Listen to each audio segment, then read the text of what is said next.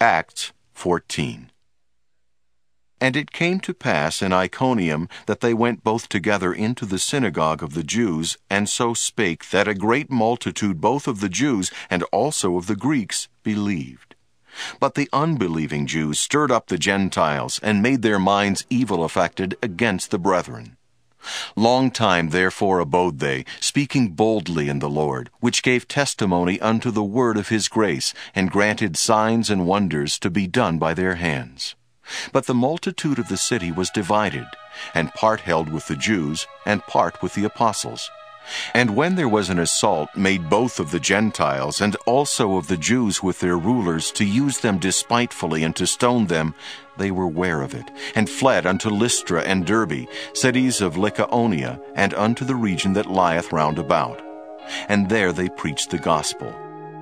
And there sat a certain man at Lystra, impotent in his feet, being a cripple from his mother's womb, who never had walked.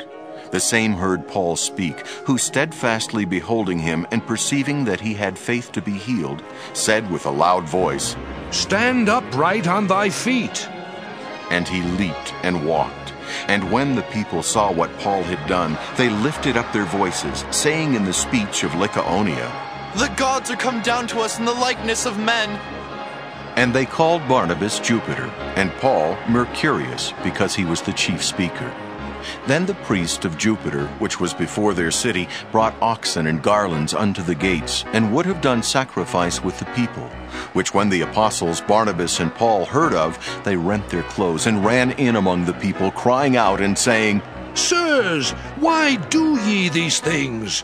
We also are men of like passions with you, and preach unto you that ye should turn from these vanities unto the living God, which made heaven and earth and the sea and all things that are therein, who in times past suffered all nations to walk in their own ways.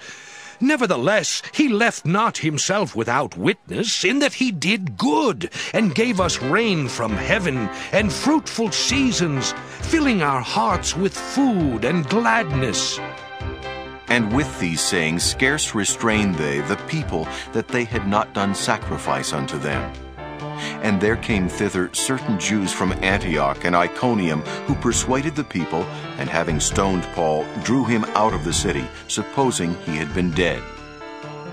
Howbeit, as the disciples stood round about him, he rose up, and came into the city, and the next day he departed with Barnabas to Derbe.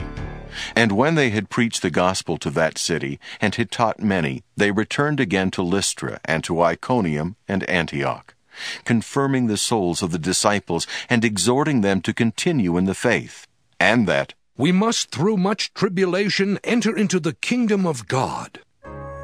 And when they had ordained them elders in every church, and had prayed with fasting, they commended them to the Lord, on whom they believed.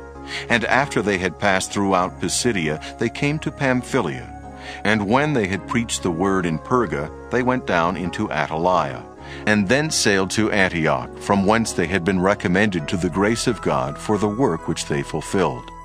And when they were come, and had gathered the church together, they rehearsed all that God had done with them, and how he had opened the door of faith unto the Gentiles. And there they abode long time with the disciples.